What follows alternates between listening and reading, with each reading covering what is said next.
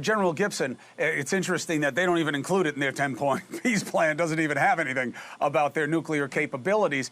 And what is the good part of the history we have with the JCPOA in terms of understanding what's possible in a deal here? So I think what would really be critical with any kind of agreement going forward is there has to be a mechanism by which inspections are going to occur. It probably, like we used to have with the IAEA, there has to be a means not only to remove the highly enriched uranium, but to ensure guarantees going forward that it's not.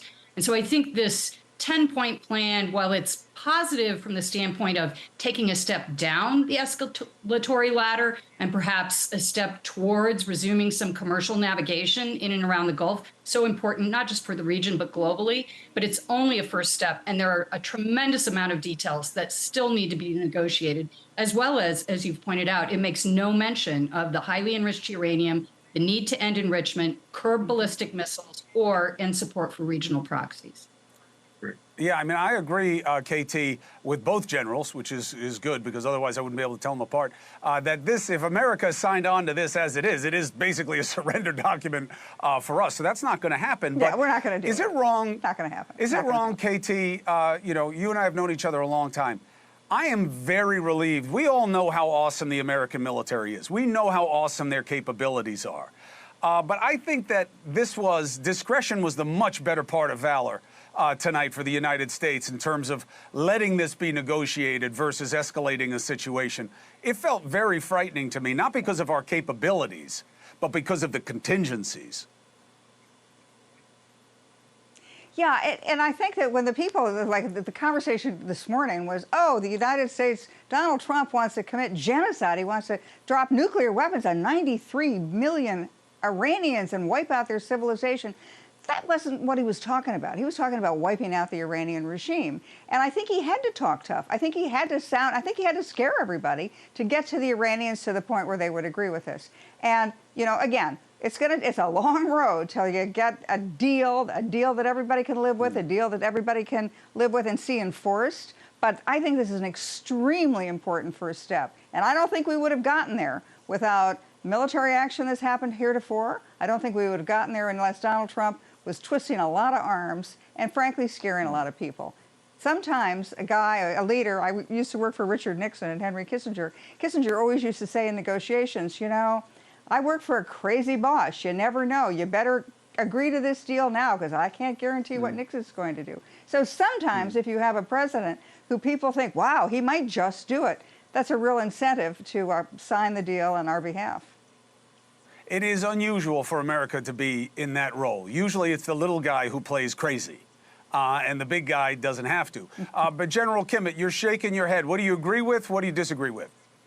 Well, first of all, I typically agree with everything KT McFarland says, but in this particular case, I will tell you right now that if you look at the documents that have come out from the Iranians, they believe they have won.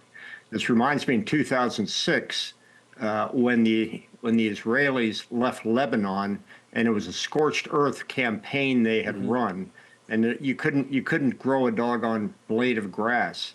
And what happened is Hassan Nasrallah came out of his hole. He declared victory, said, we have resisted. We won because we did not lose. And the next day there was a 100,000-man parade for the victory parade, as they called it. I will guarantee you on this show that there will be victory parades being held in Tehran in the coming weeks. And candidly, all we've done is mowed the grass. Listen, I understand that perspective, General. I've been hearing it a lot. I'll tell you who's also reminiscing that way, the IDF. And they are resolute to never let that happen again. And we're not talking about it tonight, but we're going to talk about it. What's happening in Lebanon is a bloodbath, what's happening there right now. And it is going to reverberate all around the world when people start focusing on it. But tonight, one crisis at a time. General Gibson, in terms of, you know, I'm not asking you to put on a political hat here about how this plays. But in terms of America, look, I said last week, very controversial, whatever, that the war was over when the president gave that speech. Why? Because it was clear that there was no greater ambition than what had already been achieved. You don't want to remove the regime, whatever that would entail, then nothing can get any better for America from that point on. Is that still true tonight, that any further escalation of military doesn't help at home anymore? Well, I'll be honest, I've never really focused on domestic politics. My job has always been to look at what's happening in other nations with their militaries and their politics.